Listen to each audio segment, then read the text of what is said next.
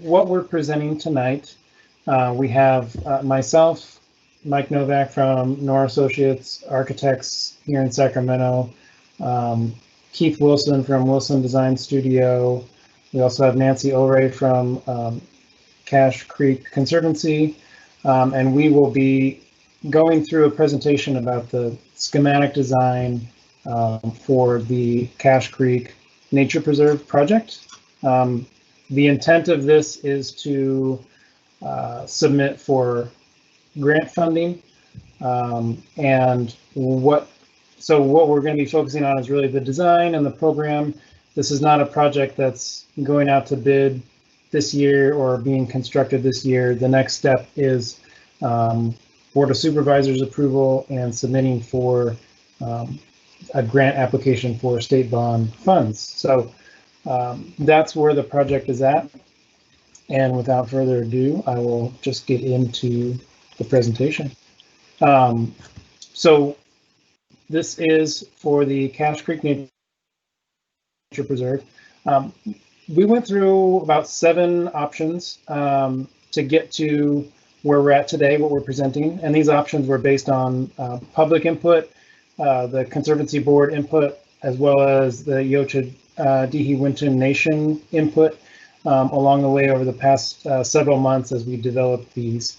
Then we'll go into the landscape plan, and Keith will talk about that. And we'll talk about then the desired look and feel. A lot of that came directly from our public meeting back in February, I believe, back when we could still have in-person public meetings. And then we'll go into the interior environment and program and layout. And we'll also cover the roof plan just to kind of show you an overview of what's going on with the multiple buildings, as well as just the basics of the rooftop systems. We'll also have a FEMA flood map to just show exactly where the flood boundaries are and where we are in relation to those, because that question did come up before.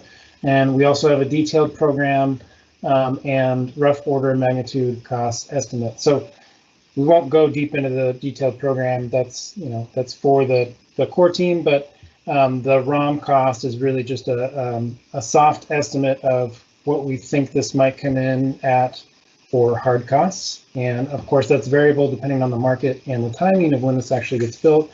As we know, the market is very volatile. Who knows what it could be, but this is a rough estimation of what we think this project could cost, and we use that as part of the grant application. So on to the concept. So this is our concept option 7. This project aims to remove existing portable buildings that are generally in this location and over here. There are existing supplies building and an older barn, which will remain. The key effort here is this site is about restoration and the natural and cultural history of the site and the area. So we wanted to minimize the impact on the existing oak woodland canopy we have here. So most of these trees are staying, and we'll add a couple trees, and we'll have to remove a few trees, but we really focused on maintaining as many trees as possible. So what we're doing is creating a permanent building that houses the visitor center, which is right now in a very small building, and they rotate displays in and out of storage into that building. So a visitor center, as well as an administration area for the Conservancy itself. And we also have a new tool building. There's an existing older metal building right about here, across from the barn, that houses tools and equipment that's used for the restoration folks that go out into the river area and into the woodland area and manage invasive species and do other restoration maintenance. So that's a very big part of the mission of the Conservancy and critical part of their operations. So the key thing that came up early on with the core team was the decision to move the visitor parking to the front and eliminate the existing gravel driveway that cuts the site in two between the wetland and the visitor center. So the majority of the visitors here are going to be school children, typically groups of younger folks. And so they'll get dropped off at the loading zone. They'll come in, they'll learn about the cultural and natural history of the site and the region. And then we want them to be able to safely walk over to the woodland and into the pathway to the other areas on the levee without having to look both ways for cars. So that was a real critical decision early on that, hey, we need to open this up and not worry about vehicles crossing the path. Even though it's gravel and the speeds aren't high, we want to basically just bring this back to oak woodland floor. And the only reason to maintain this and just put bollards across is that at some point, if we needed a emergency fire truck to get across here, they could still do that so that they can circle the entire site. But for the most part, it's just going to go back to dirt, gravel, and no cars on a day-to-day basis will pass through that. The next thing that happens with that is now we have a dedicated staff-only entrance that now brings your staff and overflow cars for events to this back area. So the focus for the public side is really off the street to the north of the building in this zone here, where we're creating kind of a plaza with lots of learning opportunities and a connection from the barn to the wetland and from the visitor center to that access as well. So, but this Conservancy has a mission to do with the restoration of the site and the area. So we still have the tool building, shade houses, storage, greenhouse, and staff parking located back here, basically away from where all the action is happening. That's kind of what we would call the back of house areas. So very critical to the mission, but not where we need to be having visitors visit. We will keep the septic field location where it is. We'll have to upgrade the septic system, tanks and field, but basically once you place a septic system, it stays that way forever. So we're going to use that same location and not move anything or change anything there. Continue to use that for our septic. At one point we did talk about having a roof deck that could be accessed, but we eliminated that because of budget issues. We still have a visitor center that is double height, so creates a better volume on the inside. So I'm going to kick it over to Keith, but I just want to orient everybody on this landscape plan. So what we were talking about before, this is the tool building towards the back. This would be the staff parking. This is the visitor center. This would be the admin portion. And here's where you have that school bus dropping kids off, and here are the bollards where we're now stopping the circulation right there. And this is the main plaza with a lot of learning opportunities. So landscape is huge on this project in that it is very precise and minimal because we don't want to turn it into Natomas, obviously. But so Keith, if you want to take it away. Sure. Thanks, Mike. Hey, and as Mike said, the orientation on this is 90 degrees over now. So north, if you're interested in knowing where north is, it's on the side where the bus shows up at the drop-off. So just some general notes about the landscape design on this particular exhibit here. Like Mike said, what we wanted really to do is keep the site as natural as possible. You'll notice throughout this exhibit there are lots of circles that are indicated by dashed lines. Those dashed lines are essentially the exterior canopy of existing trees on site. So we're trying to retain those to the greatest extent possible, provide natural shade, of course, which is always super important, especially on days like we're currently going through. But we wanted to make a connection with an entry plaza here on the site that made a really simple connection for drop-off and for visitors coming from the north towards the new building and facility. That plaza space needs to do a few things. One, of course, provide a spot for kind of small group gatherings. If there's a group that's going to be going maybe over to the barn or over to the overlook or to some trails on the rest of the site. There's lots of little areas for essentially mustering and for small groups to get together. Those little areas can also become usable for many kind of education sessions that happen outdoors. We're also looking to expand to the greatest extent possible the exhibit space to the outside potentially. So there's a gracious, you'll notice on this site plan, there's a gracious amount of space between the front of the proposed building and where that bus drop-off is. A couple other things I'll note. To the east side of the building where you see the number 6 and some concrete kind of running along the side of the building, those areas are extensions really of the interior workings of the administration parts of the facility. And then we also have a strong connection to the existing barn so that there could be a formal kind of outdoor space for events. So with that, I'm going to take you through the specific notes on the keynote legend. Just wanted to kind of hit the high spots of the design. And I'll go through these things real quickly for you. So item number 1, right outside next to where you can see the bus, is essentially the visitor center entry plaza and parking lot and bus drop-off.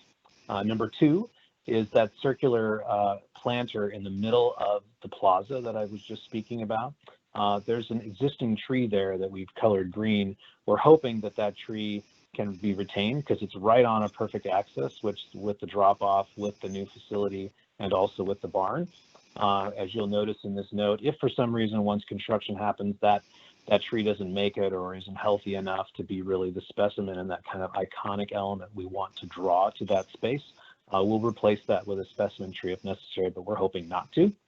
Number 3, and you'll see several of these throughout that extended patio area or plaza area, is indicated by those kind of curved dark black bars. And what that is, they're essentially curved seat walls. And we're calling them gabion seat walls. From a design perspective, a gabion is really a metal basket that's backfilled with rock of different sizes and different types, so we can kind of retain the kind of natural on-site, kind of aesthetic of the surrounding areas. Of course, there'd be a cap on it that would be easy and comfortable to sit on, but just kind of keeping that natural feel. So that you'll see lots of those number 3s kind of around at moments where people might need to gather or sit without kind of functional seating around. Number 4 is a natural stone paper walkway to the nature preserve overlook that's off to the west that helps kind of connect through some ornamental irrigated landscape areas that you'll see kind of colored in dark green on this exhibit. Number 5 is what I talked about earlier, which is the interior exhibit space paving extending to the entry plaza and expanding hopefully into outdoor exhibit opportunities. So interpretive signage ideas also for the surrounding areas and group learning opportunities that can happen outdoors are a big part of this space. With that, item 6, I touched on earlier a little bit as well, extended paving and the group learning areas at the kitchen, teaching, board, and break room locations on the building. And that's around the bottom side of the building as you look at it, which would be the east side of the building. Number 7 is a walkway over into the corner of that building, and Mike's going to get into this a little bit more when he talks about the floor plan, but there are exterior access restrooms over in that corner, so that would be a walkway so that if people need to use a restroom after hours and not be able to go through the actual building itself, that would be possible during events.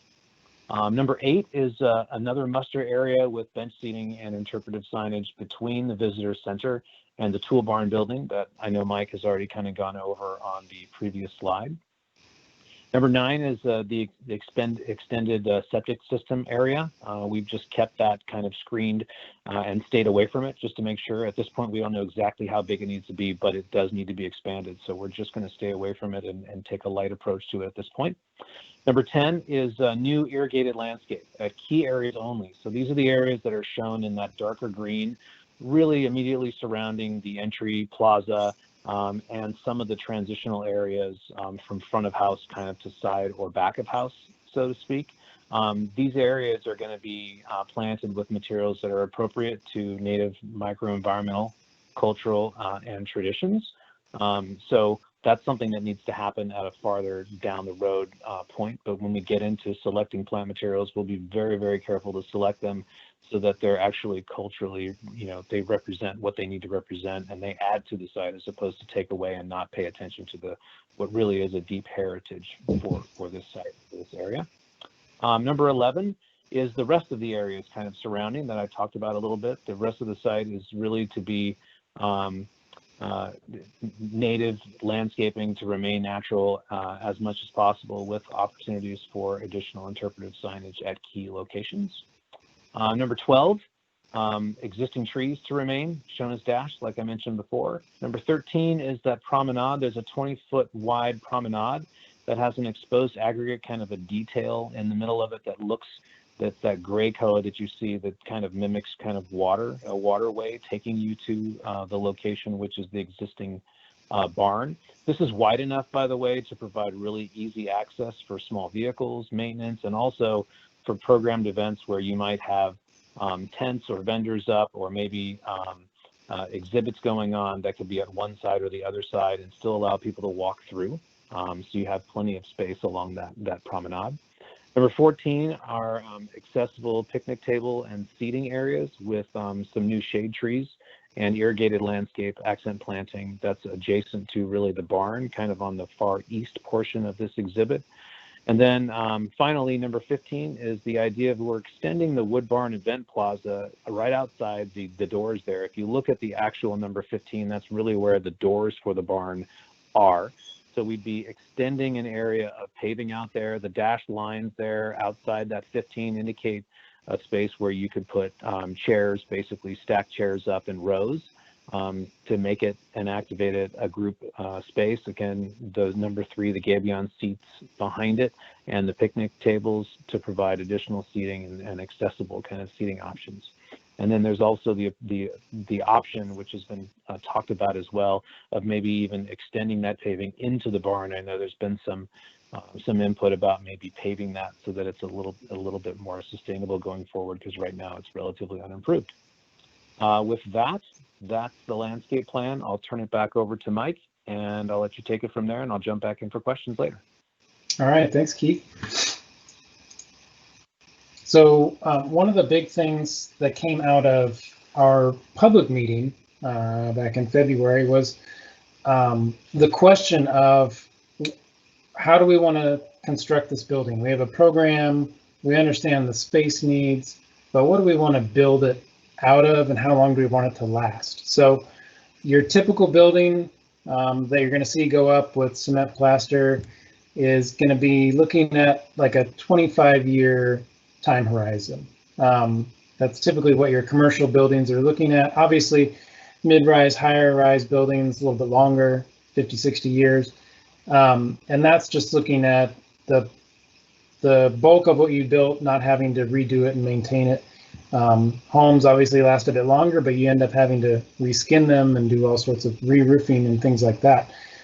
So the public feedback in our meeting was really, this needs to be a building that is humble but very durable. So we are looking at potentially 100-year plus design lifetime. So once we get to that point, we start to limit what we can build this out of. We're not going to do wood studs or metal studs. We're going to look at more durable surfaces. And when we also present the idea of this being fireproof and extremely fire resistant, that's where we arrived at a CMU block solution, which is very easy to build.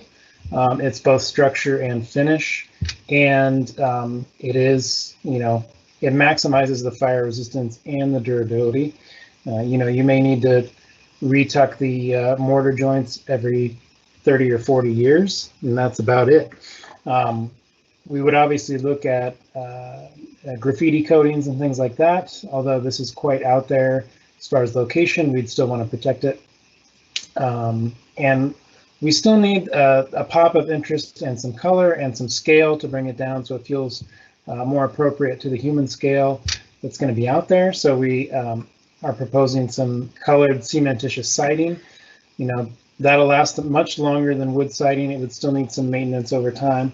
It certainly probably would not last 100 years, but is easily replaceable and would be over the top of CMU. So it can be redone in whatever you want it in, another 50 or 60 years from now.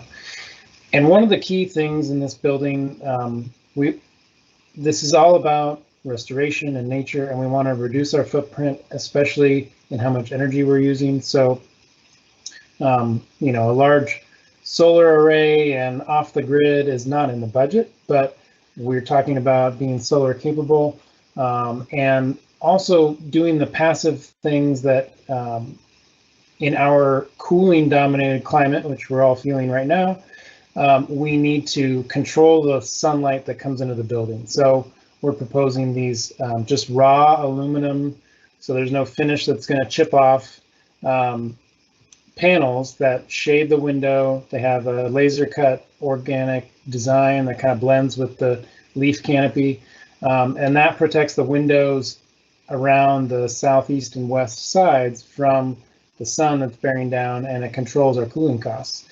On the north side, we have large windows that are open because the sun rarely comes on that north side except very early and very late on summer days.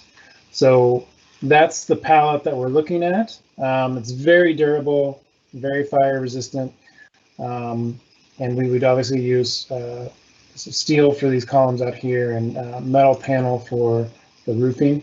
So now we're going to get into the 3D model views, but this is just, again, an overall from the model that gives you a glimpse of what we're going to be looking at. This is the old barn that we mentioned, and Keith was talking about bringing that experience out.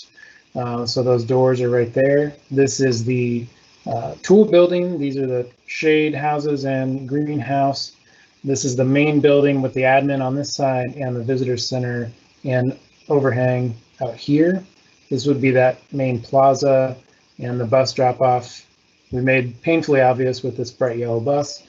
There's an existing gazebo where you overlook the wetland, which is really a beautiful vista, and we really wanted to reinforce that connection so that everyone who visits here has an understanding of the wetland area as well.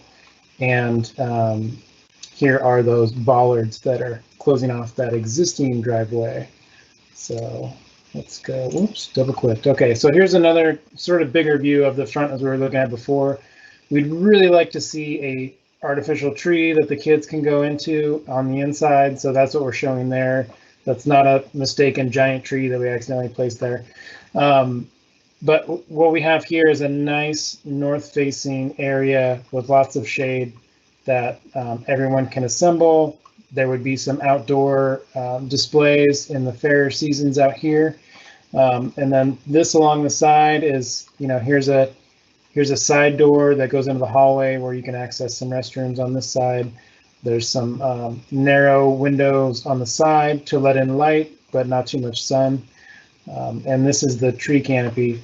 You'll notice in all these views that the trees are blocking most of the building, and that's intentional. We want this building to fade into the background and for the site and the tree canopy to be the star. So this is another view with the old barn and the main doors, and this is that plaza area that gets created. And we don't have the native and cultural planting determined yet because it is so early in the process. So we just have this green pattern placed there. It will not be turf grass. It's just showing as that to show as a representation of this will be that irrigated planted area that Keith was mentioning. And there's hope of lots of experiences that can go along with that. A log that's rotting that can teach kids about bugs and decomposition, and also native plants that are used culturally and what their uses were for. There's just a lot of opportunity with these areas that we'll be taking advantage of.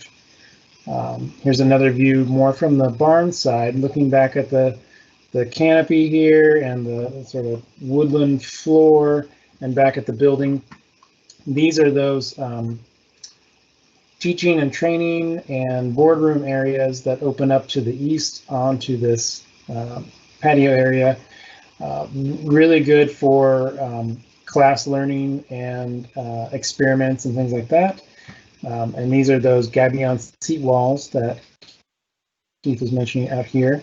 That's the gazebo in the distance. There are no hills back there. It was just very hard to find a background with nice fluffy sky. So this is also that large canopy. As you can see, it comes out quite far to really create an outdoor room for, again, some extended exhibits outside. So here we're kind of looking over the leach field area to the boardroom and break room entrances back there. Some solid shading elements again to control the summer sun that's coming in these windows. This is the tool building, very basic metal building. It's utilitarian. It has an overhang for trailer and truck parking. And we'd like to put some shade sails in between the buildings as the restoration folks, assemble here in the morning and afternoon before and after their shift. And here's a front view showing basically, here's the school bus parked out front. You're gonna have kids come out. So this is a really good representation of scale. This is not a huge building. It's 6,600 square feet. We're very conservative on the programming and to make sure we can manage growth in the future, but we aren't overbuilding because you never really know what's going to happen in the future.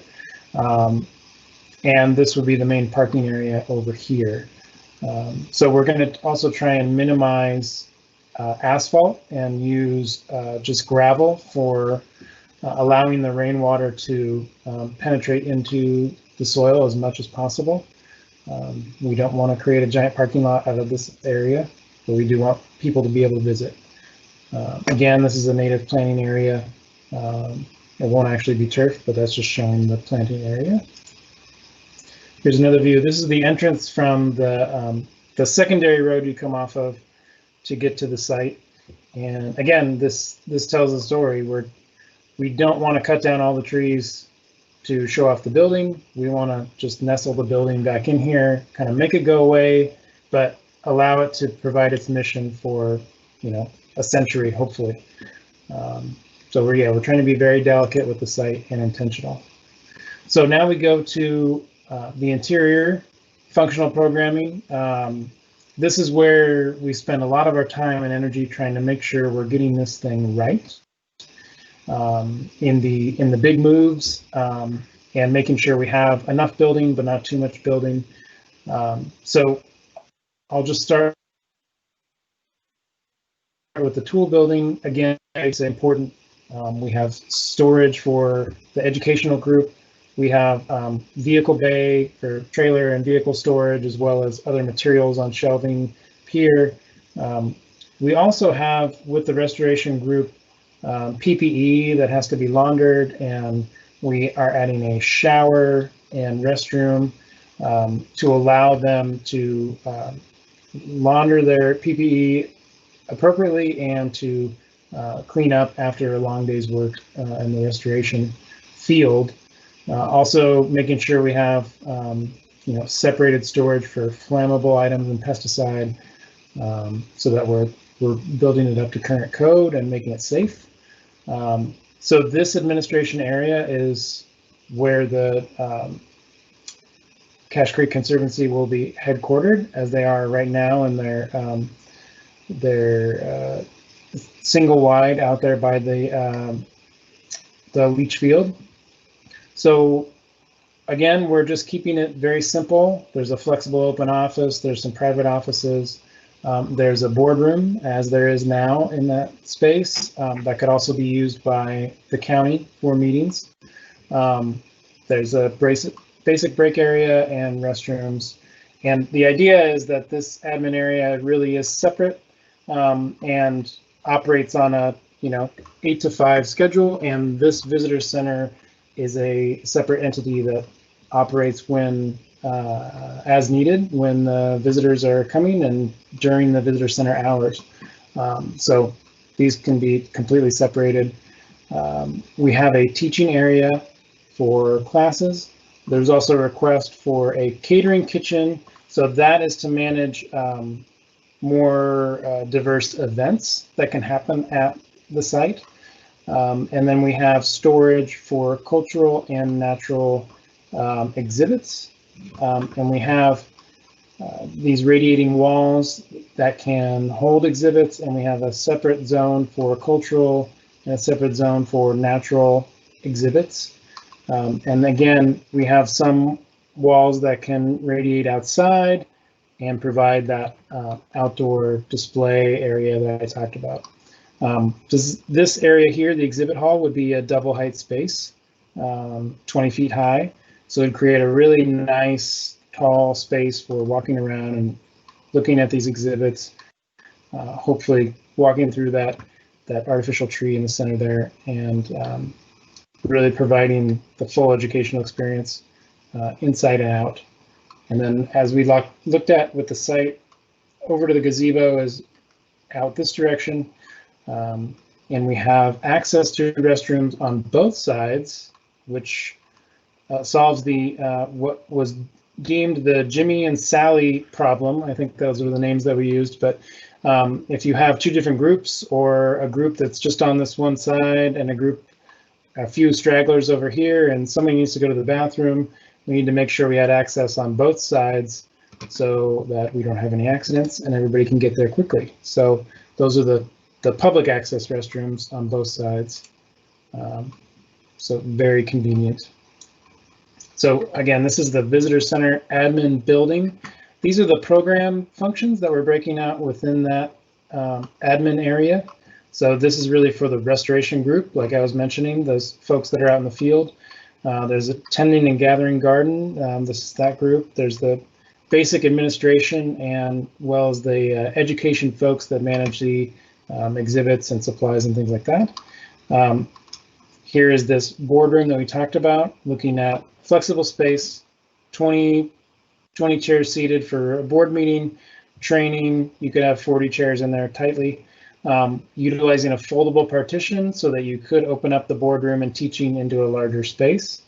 And again, here are the cultural and natural exhibit areas, and the restroom entries over here. So again, this is about 6,600 gross square feet, 8,000 square feet of fire area when you include the entire roof area, and it'll all be sprinklered, and it's all made of concrete block and glass, so it should be very fire resistant. So the vision for the visitor center is to really be able to put in some sizable displays that really show off and provide as much education as possible, from the large scale to the tiny details. Again, you have the opportunity indoors and you have the opportunity outdoors. Really flexible lighting and large ceiling fans in here to make sure we're moving the air without spending too much energy. And then for the teaching area, really looking at, making it classroom-like and really being able to provide that indoor at a table teaching environment that complements, the explaining the science of what kids are seeing out there. So on the admin side, again, we kind of went over the program. The intent is very open. Images like this look very nice and expensive, but I will tell you that the fact that there is no ceiling here, that it is just ductwork and structure, means it is very cost effective and very affordable. Paint is not that expensive.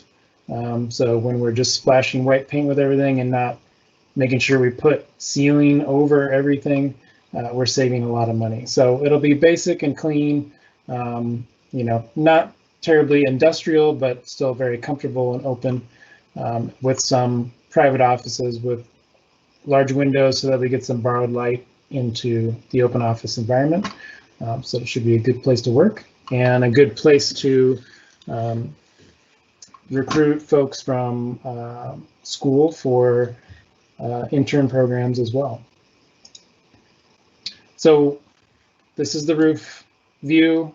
not a very exciting view. I get kind of excited about it, but so we'll have a standing seam metal roof at the pitched flyover roof over here.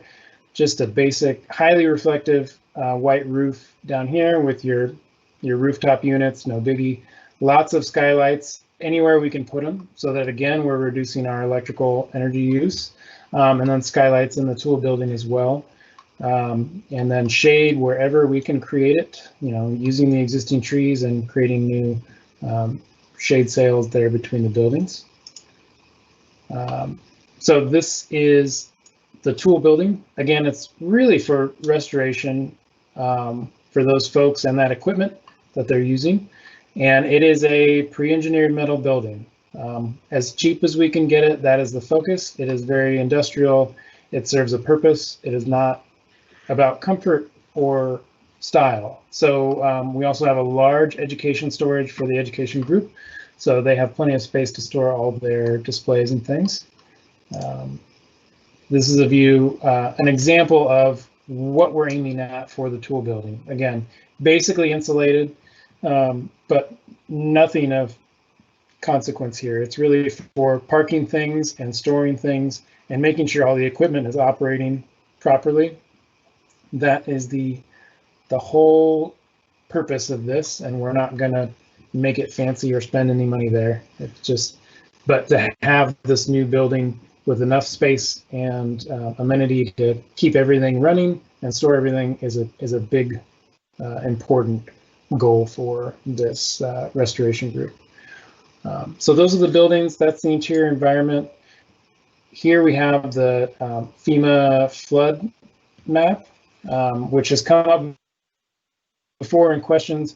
This is the old barn that we were looking at. This is as high quality an image as I could get from FEMA, unfortunately. This is the existing single wide for the Conservancy headquarters. This is the existing tool building. This is the existing parking. So this is the area that we are impacting, and these are the flood zone lines and areas. So we are not in a flood zone. We are not terribly far from one, and we are near the floodway, but we are not within a flood area. So this is by far the most boring part, but this is the program. Again, we're not going to go into any detail on the specific program unless there's questions for that. But what we're looking at is 6,600 square foot main building for administrative headquarters and the visitor center. A little bit more towards the visitor center, but not far off of a 50-50 split. And then for the support building, the tool building, we're looking at 2,700 square feet. So in total, you know, just under 9,500 square feet, 9,304 is what we're looking at with what we've presented so far and the schematic design thus far. So we've thrown some prices in there and looked at very responsible contingency and looking at escalation out to midpoint construction. And we look to be in about 5.6 million hard costs to get everything together, which is not bad. And that's what we're really using to have the discussion with Board of Supervisors and Parks and Rec, and part of the grant application process as far as what we are looking for the grant. So again, here's the program. We're not going to go through too much of that, but I wanted to open it up for any questions. I don't see any in the Q&A yet, so I've answered everything perfectly. I do always like that. Do any of the presenters want to add anything that I did not cover? This is Keith. I think you covered everything on my end. All right.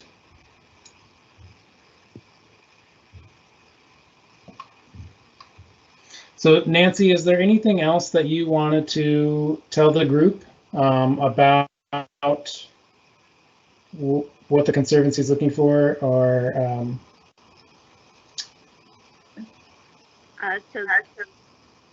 So this is Nancy Ulrey, and I just want to express. Nancy, is there anything else that you wanted to tell the group about what the Conservancy is looking for, or Can you hear me? This is Nancy Ulrey, and I just want to express. We can hear you. I think if you just mute your iPad, we should be good.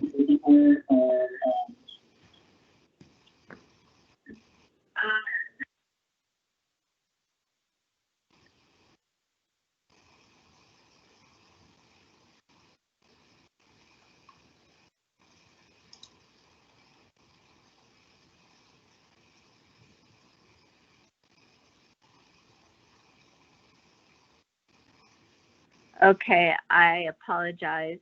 I am not technically savvy. I just want to say how beautiful this design is, and how I really believe it meets the mission and vision that the Conservancy and its board has for the organization, as well as for highlighting the wonderful cultural and natural resources of the area in Yolo County.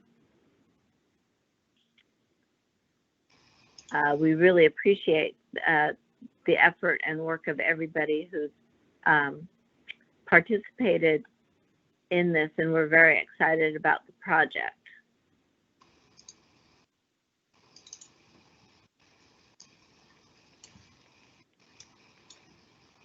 All right, thank you, Nancy. So our next step is we are going to be at the Parks and Recreation and Wildlife Advisory Committee presentation this upcoming Monday. So that is our next step. And then there's going to be a recommendation to the Board of Supervisors. And then we are going to, hopefully put that package together with all the input provided, and put the grant application together, and hope that we are in the running for some of those grant funds. And then that'll determine the next steps in execution of this project. So yeah, still no questions from the Q&A, but if you have any questions, make sure and pop them in right now.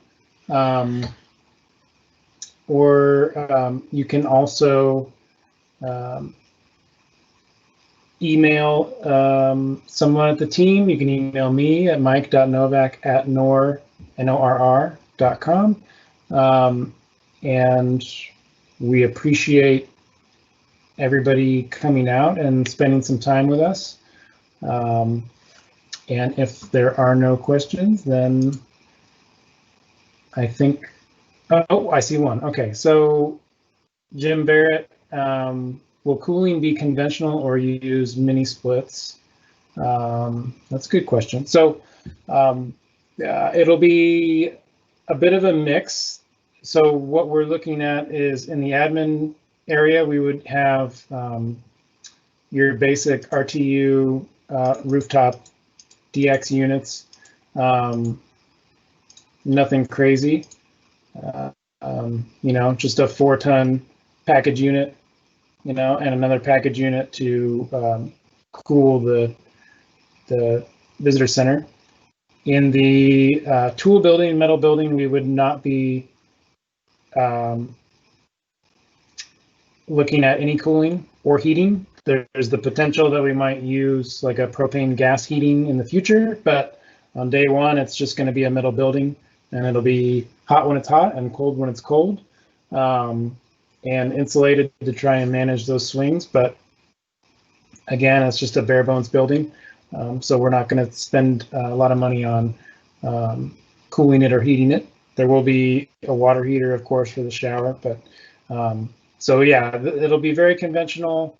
We may use mini splits in smaller rooms, technology rooms, and the exhibit storage rooms, but typically just conventional rooftop units, and that's that.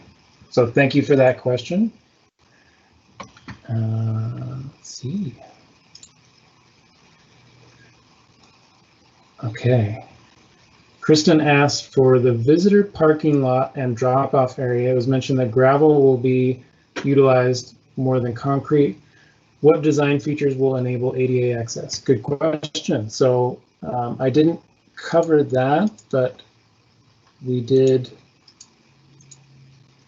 Let's see what the best. So you can see it in these views as well, but we are managing accessibility with concrete paths. Any accessible path is going to have a concrete path because there's really no better way to do it. So we are going to have gravel for a majority of the parking, but we will have concrete at the accessible stalls and the path to the building, as well as all the major circulation within the site. Let's see. Yeah, going here. So yeah, this is what I'm talking about. Here's the accessible stalls. Here's the pathway to the theoretical public way as required by code. And so we have this concrete path, and we're creating a new accessible path to the existing gazebo to make sure that everybody can enjoy that. And it goes all the way to the tool building as well. So actually, yeah, definitely significantly improving the accessibility on the site as we need to do. And at the same time, trying to limit the amount of impervious surface that we're putting throughout the site. So just being very specific with where we have concrete. So thank you for that question. That was a good question.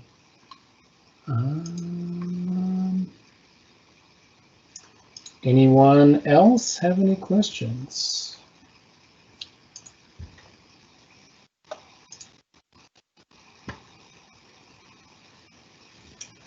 All right, so I appreciate all the questions and everybody who came out to watch and learn a little bit about the Cache Creek Nature Preserve Visitor Center.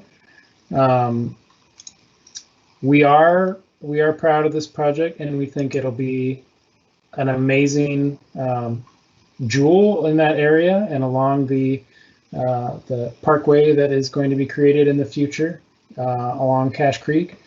And so we hope to get it moving and to actually make it happen with this grant funding and with everybody's input.